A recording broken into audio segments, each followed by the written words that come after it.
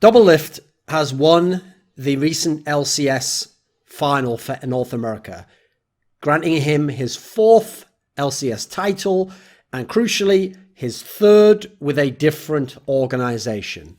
Now, Doublelift has been a focal point of the LCS for a long time, and as such has accrued a lot of haters. In fact, I would say over the history of the LCS, easily the most hated on, very good star player we've ever had in the NALCS. Now, understandably so. Part of the reason why Doublelift was a focal point is he played for CLG. At the time the LCS began in Season 3, they were still one of the biggest orgs in terms of popularity, fanbase attention, international attention. They were right up there with TSM. They were probably still neck and neck around that time, even though TSM had had more success in Season 2. CLG, the particular lineup we're talking about that entered LCS, was one of the most drama-filled at the time. They'd had roster shakeups all throughout Season 2 in 2012. They'd had the scenario where they'd kicked Saint Vicious, then they'd gotten Voyboy, and then they'd kicked Voyboy afterwards, somewhat scapegoating him for that. They put Hotshot GG back top lane, even though Hotshot GG was quite washed up as a player, but he was the owner of the team. They took Chowster, made him a jungler, even though at the time, he was a star support, and as a jungler, he was good at times, but could be iffy as well. They tried out Loco Doko as a support before Season 3. That didn't work out, so they went back to this scenario where they were bringing in new players. They brought in Afromu to start the LCS. He'd obviously been an AD carry before, so you could see they were fucking around all over the place, and the hubris and the seeming arrogance of the fact they thought they could do any roster move they wanted. They thought they could do role swaps all over the place. They thought they could do badly in tournaments and still talk shit, because that's the key thing. CLG always talked a lot of shit at this point in time. Okay, understandable. I could certainly see why people were rubbed the wrong way by that, and why someone like Doublelift, who was a focal point, would get a lot of abuse. I mean, CLG at the time still did somewhat occupy that old guard status of where, as we saw, they thought they could still be top dogs, that it was going to be the big four in the LCS era, and they'd only be competing against TSM and Curse and Dignitas. And we saw it was very different. But beyond that, Doublelift himself absolutely talked the most shit. He was a younger guy, remember? At the time of LCS beginning, he was a 19-year-old, and people know his family background, which is that he'd left home. He didn't have a good relationship with his family at the time. So, okay, it's understandable as to why this isn't a guy who was super socially attuned. He was mainly just a gamer, just a guy who liked to play games a lot. And he had a lot of skill and talent, which, this is the key detail, probably skipped him a lot of steps. Because if he'd have been less skilled, he'd have had to play on lesser teams. And he'd have had to prove himself by working out how to work with his teammates. Or be less cocky and talk less shit. But he didn't. He had an immense amount of talent, and therefore people were willing to take chances on him. He could talk a lot of shit. He could do amazing things in the game and get out of scenarios, as Chowster famously said, that a good player shouldn't have put himself in, but he could get himself out of by being so good. So he was in a very precarious position as a still promising, still developing young talent, even though in Season 2 he'd already been at, in terms of skill, a world-class level. And that's that's one of the key points to make in this video, is that already he was a very strong mechanical and skill-based player.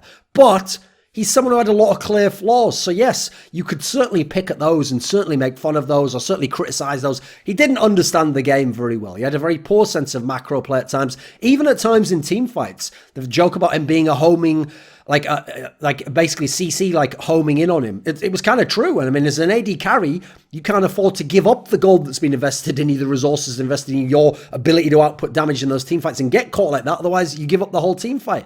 He was someone who, at the time, a lot of his strong play and his success was attributed to playing with Chowster, one of the smartest players, one of the cerebral players NA had. And so people thought, well, he's just being piloted by him, isn't he? Like, he's basically just like a bot, and that guy controls him, and he's got a lot of talent, but, that's just talent.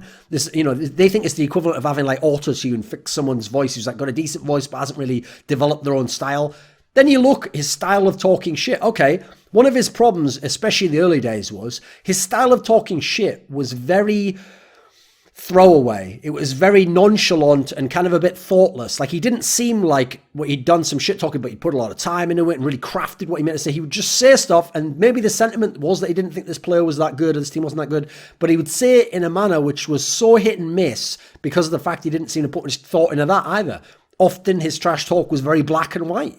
He would say someone sucked, but then when they beat him, to try and be magnanimous, he'd say they didn't suck, but then the trash talk, people were confused. Where are you going on this? Do you just change it up based on results? Do you actually believe this? Are we supposed to just take it for fun? Is it serious? People didn't know where it was going. Obviously, I think one of his biggest flaws was he used to criticize champions and the meta purely based on what he A, liked to play, and B, more importantly, thought the meta of the game should be. So if something like Draven's very strong, he wouldn't play it because he thought, nah, that shouldn't be used. It's just an easy champion. You know, it's not skilled, etc. But as a result, he would lose games to Draven's because he's playing other shit and going, nah, it's bullshit. Shouldn't be allowed to do that.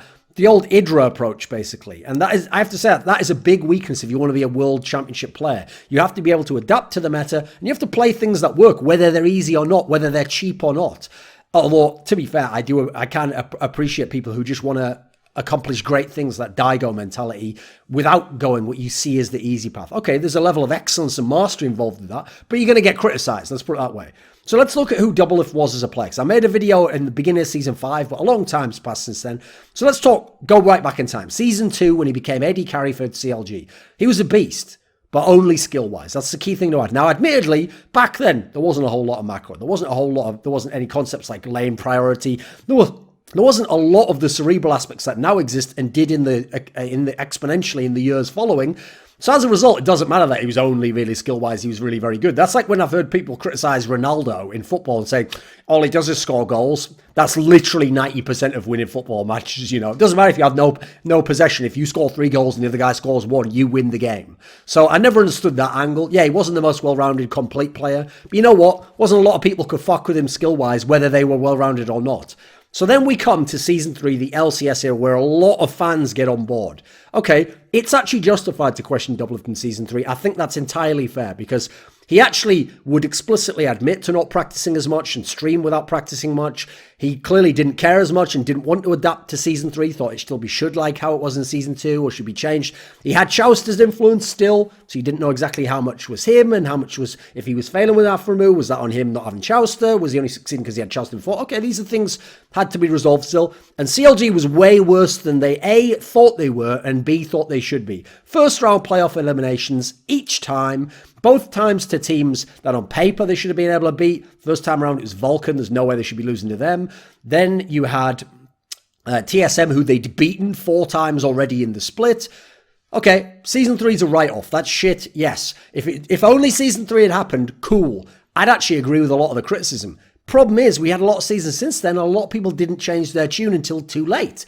Season 4 comes along. Now, in Season 4, Doublelift never went to Worlds. Doublelift never won LCS. Doublelift never made the finals in LCS.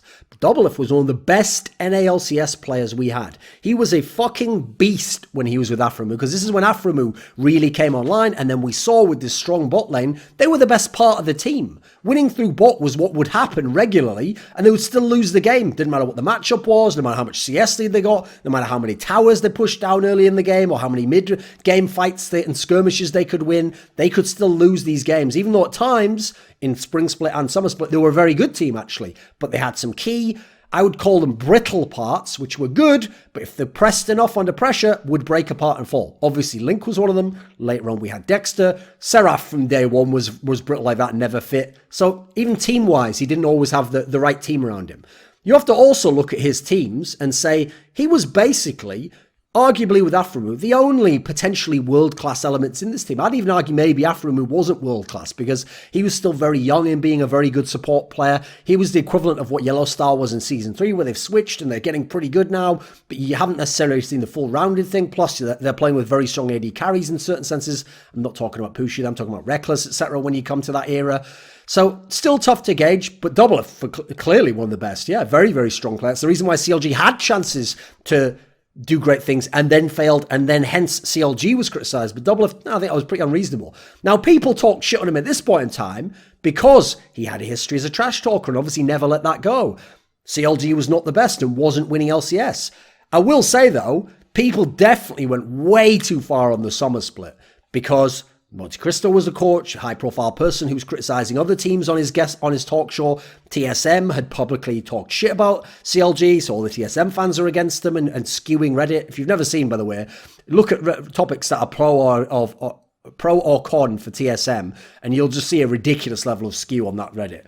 Then you've got the Korea boot camp where people thought they had the hubris and the arrogance to go into Korea and then not make it through the playoffs. Okay, I can see angles on all this, but first of all, a lot of that has to go to CLG. Secondly, they definitely did have a worse, probably one of the worst performances they could have on the scale of where their potential performances could have come. And more importantly, Doublelift isn't really to blame for a lot of that, actually. Like, for example, your beloved Afromoo actually shit the bed massively in the playoffs if you go watch them against Curse. He got completely outplayed by Xpecial in picks and in lane and across the game, made a load of mistakes under pressure himself, still hadn't shown us he was a top playoff performer.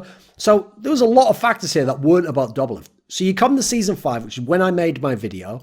Now, this was where, I remember, when I made this video, there's quite a lot of people were messaging me, were commenting that, like, they thought it was bullshit that I think I said he was like the 8th best AD carry of all time. I haven't gone back and watched the whole video, it's too long. But something like that, and I implied he was still a very strong AD carry. People were like, how can you say that? He's never won. Like, you know, it's bullshit. Doesn't do it in the playoffs. So you look at Season 5. We don't even need to wait very long. Okay, in the spring, they were a very good team in the split, but they had their failures in the playoffs again. Now, not Doublelift individually, mainly others. Link. We know the players who have their failures. At the time, Smithy had that terrible performance and didn't show us to be the clutch player he later became. He was obviously just back in the team. Then summer comes around. What happens in the summer, guys? Oh, right. He just goes ahead and wins the LCS here. Oh, right. Well, okay then. How did he win the LCS? Oh, right. Just swept TSM, the best team in NA. In fact, arguably the best team NA had ever had, if you look at them at that point in time. In the final, 3-0, and as the MVP star player of the match. All right, well, no biggie then, right? It's only TSM. Wins LCS, so gets a title under his belt, goes to Worlds. Yes, at Worlds, that sucked. They should have definitely gotten out of this group. It was very underwhelming to lose to Flash Wolves. Oh no, I can't remember actually. I think they lost to Coup and then, did they lose to both to Flash Wolves? I think they might have lost 1 and 1-1. Whatever, they didn't go out the group anywhere. Yes, that's underwhelming. I will say, internationally, Doublelift hasn't been at the level he should be to get the kind of rep that now he should have. Comes to CSM. Rehabilitated his whole career, right? By the way, in part just from being on TSM, because that's how biased TSM fans are and how terrible Reddit can be when you're A, on a winning team and B, on TSM. So people just blindly, you know, days after he's joined us saying about how his attitude's changed and he's rehabilitated himself as a personality. And then when he's doing very well, suddenly there isn't as lot of shit talking on him. Suddenly he's a great player and they support him. Really makes you wonder who was talking a lot of the shit on him before, right? So spring split. Even though they had a tumultuous time in the middle of the split and they obviously had to let go of their coach, despite having Yellowstar, who wasn't doing well in lane and didn't seemingly want to shot call or be a leader in any sense, so as a result sort of neutralised the point of having Yellowstar, he was one game away from winning the NALCS split. That's how ridiculous that is. Could have won back-to-back splits and won 2 titles with 2 different teams. Doesn't, loses in the 5th game to his old team CLG. They win. The narrative's all about them winning. They go to MSI, go to the finals. So everyone's forgetting about Doublelift at this point in time. Summer split comes along. Format, remember, is we've got all the best of 3s. TSM dominates. They win easily. They even win easily in the playoffs. And quite frankly, he should have been the regular split MVP. I think he was by far the furthest ahead of anyone at his role. I thought overall he was the best player in the team. Bjergsen was a very good player still, but he played more of a stable game to allow this very strong team he had and to allow Doublelift to take over at times. So I think he got robbed of that MVP because unfortunately people went with the name value of Bjergsen. Then you come to Worlds. So okay, Season 6 Worlds, I think that was a very close one. I don't think it's as clear, cut and dry as people make out, as I pointed out in an article. But he did make some bad plays, some memorably bad plays, and unfortunately they do stick with your mind. I thought a lot of his flaws were exposed by playing probably one of the best support players in the world in Mata, by playing against some of these teams that could keep up with him in lane and early in the game, to put him under pressure situations like that. I do think he choked a bit or fumbled the ball. Doesn't have to be full on choking, can just be making a mistake. Now, admittedly, if you have a lot of those mistakes, you're someone who makes mistakes in big games. Yeah, that's a knock against you. Season 7 comes along. He skips the spring split. I'll admit, that leaves a bad taste in my mouth, quite frankly. I think he should have kept playing. I know he wanted to just say, oh, I needed time off, etc. Yeah, maybe he did. Problem is, one thing I really respect about people like Bjergsen is they just keep grinding constantly. They're trying to go for greatness. They're trying to be the best player they can ever be. So he skips out, comes back, plays a little bit with Team Liquid, saves them from relegation, goes back to TSM, wins back his spot over Wild Turtle, wins the summer split, not in his dominant fashion, but wins it. As an individual player, yeah, he wasn't really that much of a beast this time around. This time he was a good but not the best AD carry. Still pretty good. Still one of the better players on TSM. Won another title. Well, he's up to 3 titles already at this point in time. Goes to Worlds. Yeah, Worlds wasn't good. I don't think this was his worst, actually. I think him and Bjergsen both share some of the blame here. In fact, I know a lot of the players in the team share blame and the coaching staff. But yeah, not a good performance. Again, he still hasn't given us that much internationally. Season 8 comes along. He moves to a totally different org. Again, released by his team. CLG cut him. TSM cut him. Goes to another org. Goes ahead and wins the LCS with Team Liquid. Coming from what? 5th seed or something. Had to play basically all the teams in the best teams in the LCS in the playoff run. Wins it. Only loses 1 game along the route. And that's with his personal family tragedy. Didn't stop him performing well. Didn't stop him being a very good player still and winning another title. And for me, that makes this title, it already was special by being, 3 different orgs to win the LCS, which no one's done. But winning in light of that background context, that makes this legendary ship as far as I'm concerned. Now, here's the funny thing. One of the ways people used to mock Doublelift before he won with CLG was they used to link to a subreddit called Doublelift's Trophy Case. And the whole joke was, well, it's empty, isn't it? The subreddit's empty, his trophy case is empty. Haha, loser, haha, talking shit, you haven't got anything. People used to harp on this. People used to blame him for his team's failures because he was a focal point. They'd be like, you're the one who's too toxic and you're breaking your team up and all the rest of it. Let's just stop a second and consider something. The idea that he wasn't good because he wasn't winning and that he was the reason his teams didn't win, I'm calling bullshit on that. It wasn't the case skill-wise or as a teammate. It's bullshit. Now, first of all, skill-wise, he was always good enough. And except for times at Season 3, I think he was always one of the best Western AD carries. And in fact, one of the best, I'd say a top 10 in the world most of these seasons, even if he didn't make Worlds. Then in terms of the idea of like, as a teammate, was he the main reason? No. He was certainly a reason why some of those players had issues, but they had issues of their own anyway. I think you would have saw that with or without him. I think you have seen that with and with other certain teammates. I don't think you can blame it all on him. And also, yes, he's a very stubborn type of player, very forthright, headstrong type of player. But you have to put players around that sort of player who can work with him. You don't put someone who's going to mentally break with Michael Jordan, because Michael Jordan will mentally break a motherfucker. And that's what he did to a number of teammates. And as a result, they won't give you performance. You look at the people they put around Michael Jordan in his championship years, even if they were bench players, these were people who either could handle his trash talk and his demeanor, or the coach could get to them and say, listen, don't worry about whatever he says. You're just going to do this one very small responsibility for me here. And if you do that, you've done your job. Don't worry about him. They had great coaching as well, didn't they? It wasn't just Michael Jordan who turned it around his career. He got one of the best man management coaches of all time. Doublelift didn't have this until he got Coach Chris.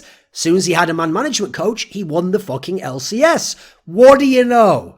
So the idea that it was just him that was holding his teams back, no, nonsense. He didn't have a good structure around him in CLG. Now, part of that's they didn't understand what sort of player to build around, which I don't entirely blame them for in terms of like, it's not like malicious. It was a learning process for everyone, including the org. And it wasn't until Hotshot stepped back fully, put other people in charge, let them make business decisions, that they actually became a better org and started to be able to win LCS and get these big titles. I also think whichever GM or person in CLG let Doublelift go and picked to not have him be in the team, I think made a massive mistake. Because here's the thing. Aframu's a great captain, and in theory you could get these other players, but that only works. That move would be the correct move. I would go with Aframu over Doublelift if I had the budget and the demeanor as an org that I'm going to sign top talents. I'm going to sign big names. I'm going to sign Forgiven when I have the chance. I'm going to sign Freeze. I'm going to sign star AD carries Piglet, or I'm going to get some amazing up-and-coming rookie talent and outbid everyone. This is the problem they did. They went with Aframu, thinking, well, we've got a good captain, good team structure, and then they never put in either the money or the effort to get the star. And they thought, we could just put any players around him and they'll succeed. And they didn't. They got the initial success, and then it fell away completely, and they've been somewhat irrelevant since then. So I think in that context, if you knew the direction they were going, it was a mistake. In terms of at the moment, I can understand why they did it. Now, Doublelift was always one of the best NA players, except maybe some of Season 3. Now, he has some of the best teams around him we've seen. He's winning LCS titles. In fact, he has won more LCS titles. Let me think. He's won more than anyone except Bjergsen in the NLCS. I think someone like Haupt should be tied with him. No, Haupt only has 3. Let me see, is that correct? Yes, Haupt only has to. Not yet. Except for Bjergsen, he has won the most NLCS titles. So he's gone from back of the queue with none, while Cloud9, TSM are winning titles, and he's overtaken everyone except Bjergsen, the guy who's just been on TSM the whole time. The only player we actually know who can win championships with two totally different teams, Doublelift, innit? I mean, you can say his teammates as well, but he's the main star. We're talking about star players here, not talking about like Smithy and Pobelter, etc. The only player aside from Doublelift who you can really say that, if you make it more abstract than the literal definition of two different orgs, is Bjergsen, because Bjergsen won with the amazing Lost Boy Dyrus era, and he won with the Doublelift Haupt Svenskeren era. So I'll give it to Doublelift as well, Bjergsen as well. Bjergsen and Doublelift get this status. That's how we know they're truly great transcendent players. They don't need one specific team around them, or one specific player with them, or a special coach with them. Now, what's great about this is success really is the best revenge. Because I can make all the videos in the world. I can explain why someone's still good even if he didn't win, or why people are being unfair and overvaluing someone who did win. But the best way to beat people, really, is just to have success, fulfill your own dreams, accomplish the most. And then guess what? The haters are irrelevant. Like, who gives a fuck about Doublelift's trophy case? In fact, who even cares about the people who said it? There will be no point naming them or going back, lol, you get wrecked. They don't matter. They have been made completely irrelevant by Doublelift and his accomplishments. That's why success is the best revenge, because it's success for you. So you succeed so much that not only are they irrelevant, but you no longer care about what they're saying because you're having the time of your life doing what you accomplished and dream of doing. Think about this. I, in the past, before Season 5 summer, could have made all these great arguments as to why in lane, Doublelift's amazing. He's a very strong team fight carry. Actually, he was one of the better players in his team under pressure. He did have his own sense of play, and maybe it wasn't the traditional global meta of how an AD carry played at the time. It definitely wasn't. But he had his own specialty in that sense, and I could respect that. It's kind of like being a low post player in the small ball era of the NBA. Is it the correct way to play? Well, no, but it's the best style for you to play, and you can have success doing that, as the Memphis Grizzlies did a few seasons back. But here's the key thing. Let's just look at his championships, and you can just stop there. 4 LCS championships, 3 different teams, different coaches, different teammates, different supports, different eras, different LCS periods, different opponents beating. They all count for themselves. Now let's add in some context. Okay, how about this? Doublelift actually could have 2 more LCS titles. He was 1 game away with a flawed lineup and a flawed lane from beating CLG and winning the Season 6 Spring Final. He could have played for TSM in the spring season of Season 7 when they won LCS without him with Wild Turtle. I think he would have won that as well. This guy could actually be sitting right now on 6 LCS titles. Now, we don't need to say that. He's got 4. 4's cool enough as it is. But you see, he actually has not even accomplished everything he could have. Then you go back to the other seasons. The reason why it was justified to a degree to talk shit is because in Season 3, he's not making the most of his potential. Season 4, he can't. But again, the point is he was underwhelming in the early period when people criticised him. It wasn't that he wasn't good anyway and that he was overrated and that's his real level. No, this was the worst case scenario almost. Now we've seen the best case scenario. Now we know if he'd been in the best case scenario the whole time, maybe he could have won more titles. If he'd stuck at the worst scenario, maybe he'd have no titles right now. Also could have happened. He'd still be a great player and his play wouldn't have been that different really, right? So it shows how flawed it is to just judge people on titles. But if you do judge people on titles, you all can't say shit now, can you? So is Doublelift a flawed player? Yes, to this day he's still a flawed player. I actually think because some of these aspects of him are so idiosyncratic, he'll probably carry some of them with him forever. But I tell you what, there's nobody in NA who can fuck with him in terms of them being as good as him but having less flaws. No one exists like that in NA. Point at hand, right? This is actually a common trend with people who are as talented as Doublelift is. That's why, by the way, as a tide tangent, whoever it is who figures out the Dardoch puzzle, maybe it's Echo Fox, they look pretty good this split. I thought they were the second best team personally.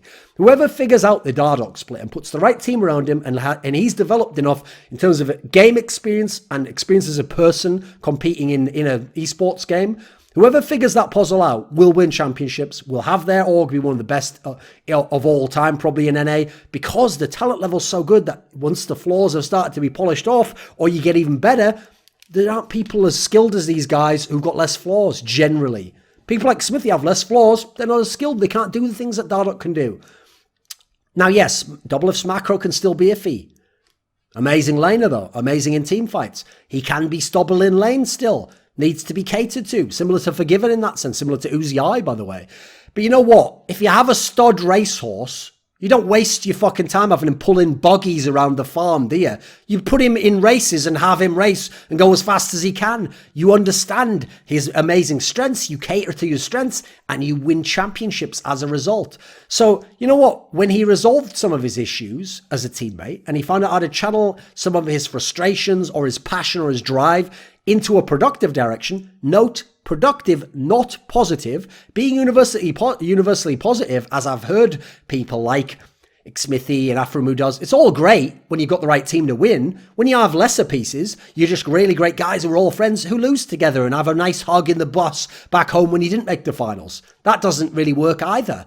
So you need to be able to channel that drive in a way that challenges a teammate or gets something resolved or clears a hierarchical dispute, a communication dispute. And actually that can be a positive in terms of the outcome. It might not seem positive at the moment. You might have to be critical or really drive people, but the outcome can be positive. And since the outcome ultimately that you're all going for is to win the championship, we've seen Doublelift's approach works. He has won more championships in the NALCS than any player who is not called Bjergsen. He is one of the best League of Legends players of all time. I didn't say NA, I said League of Legends players of all time. You look at his longevity, you look how good he's been season to season, all the different metas he's gone through, all the different teammates, all the coaches, all the teams, the championships now. Yes, he still has to prove something on an international level. By the way, spoiler, most people do. Bjergsen hasn't been that godlike on an international level. Who has, right? A few Fnatic players, that's about it. Okay, cool. Then you look, oh, by the way, and then a Fnatic that got carried by Koreans, so that doesn't count to me. Then you look at the fact his domestic success is phenomenal. And domestic success is where you start when you're building the resume. I know you guys probably don't care about the LPL, but if someone dominates the LPL like Name or Cool, I say, yeah, you're already a legend for me, mate. Yes, international success is a big deal, but there are so few international opportunities. If you only play Worlds, that means we've had, 5 opportunities so far for you to ever prove anything. In something like Counter-Strike or Dota, you get those international chances every 6 months, every 3 months, depending on what the game is. So the idea that you get 5 chances and that's it, we judge you only on that, well, that's the flaw of the game, not the flaw of the player. So let's look at Doublelift. He won with CLG, and he's won without CLG. He's won with TSM, and he's won without TSM. He's won with Team Liquid, and obviously he won without Team Liquid. How's CLG doing without him since he left? They won an LCS title barely over a flawed TSM. They made the MSI final. Those are great accomplishments, especially in the context of that team. I thought they overachieved. They've won 0 LCS titles since. I think they made 1 LCS final, didn't they? They've had 0 Worlds appearances. In 5 splits, 2 MSI chances, 2 Worlds. That's what they've done. How's TSM without him? Okay, they've only had 1 split. Failed to make the final for the first time in history. Failed to make the semi-final for the first time in history. Out in the first round. One of the worst regular split placings they've ever had. How was Team Liquid before he got there? 0 LCS titles. 0 LCS finals. 0 MSI appearances. 0 Worlds appearance qualifications. 11 splits they played. 4 well, I guess I'm probably counting this one now. So I guess it's 10 splits. 4 MSI opportunities. 5 Worlds opportunities. Never did anything. Now they've just accomplished MSI, LCS, finals all at once with this guy. He won LCS titles with 3 different support players. He won LCS titles with 3 different coaches. He went to Worlds 4 times out of 6, if we include Season 2. He's still a mechanical monster. He's still a beast teamfight AD carry. Still a strong laner. Still has picks you can't give him. And still all of these things after 6 years of pro play. This is a transcendent player we're talking about. This isn't like when Meteos was amazing in Season 3, going into Season 4, then he had his dip for a couple of years, and now he's come back. No, Doublelift's been there almost the whole time. This isn't like when people go off into the wilderness, then come back, or they have a couple of good years and you never hear from them again. He's done it all. Fuck the haters. Your favourite NALCS AD carry is trash compared to this guy. This video was supported by Dean Tanglis, Twch, Sanity, Gman, Kokupsi, Andreas Westerlund, Alex Adams, Mikkel Hansen, Jerky's Minion, Anthony, Bash, Daniel Yordanov, Yordan Tsenkov, VeXii, Kevin Haupt, Jason A, and Travis G. Greb.